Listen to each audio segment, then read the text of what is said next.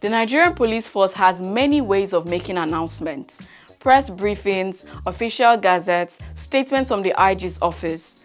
This time, they chose none of those. Instead, the man being replaced typed it himself. He called himself outgoing and published it like a resignation letter nobody asked for. Benjamin Hundeyin, an assistant commissioner of police, has been removed as the first public relations officer and replaced by Anthony Okon Placid, a deputy commissioner of police. IGP Olatunji Disu approved the appointment on Sunday, March 8, 2026, and in what might be one of the more unusual moments in Nigerian institutional culture, it was Hundeyin himself, the outgoing FPRO, who announced his own replacement in a statement issued via the police X handle. You heard that right? Yeah.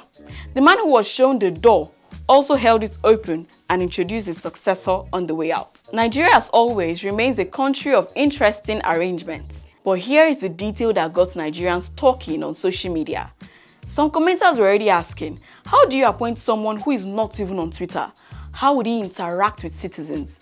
In an era where public perception is shaped in real time on X and Instagram, the question is not entirely unreasonable. And what about Hundeyin? No official reason has been given for his removal.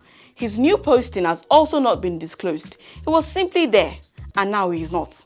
The new appointment comes weeks after IGP Disu assumed office and carried out a reshuffle in the police hierarchy.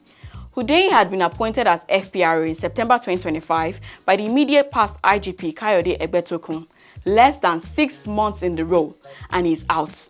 No explanation, no press statement from above, just a quiet exit wrapped in a polite announcement. But the restructuring didn't stop there. A new department called the New Media Office has also been created, with Ali Giwa, a chief superintendent of police, appointed to head it. So apparently, the police have decided that old media and new media are now two different conversations, and they want a different person handling each. Now, let's not pretend that this is an internal HR matter. The FPRO is the public voice of a force that millions of Nigerians interact with daily, sometimes willingly, often not. When there is a killing, a protest, a viral video of an officer misbehaving, or a hostage situation going wrong, it is the FPRO who steps in front of the cameras. The credibility of that voice matters enormously. Hundeyin has built a social media presence. He was visible, accessible, and occasionally controversial. Whether you liked him or not, you know where to find him. His successor comes with impressive credentials on paper, peacekeeping missions, internal training, years of strategic service, but zero public digital footprint going into the role.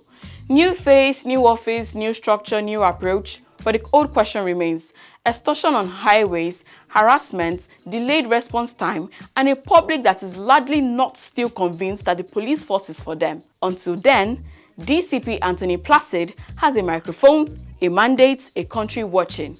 What he does with all three is what we'll be talking about next.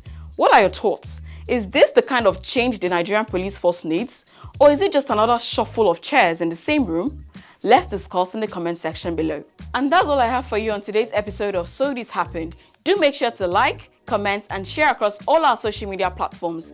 I'm Avila Sagimbiade. Until next time, bye.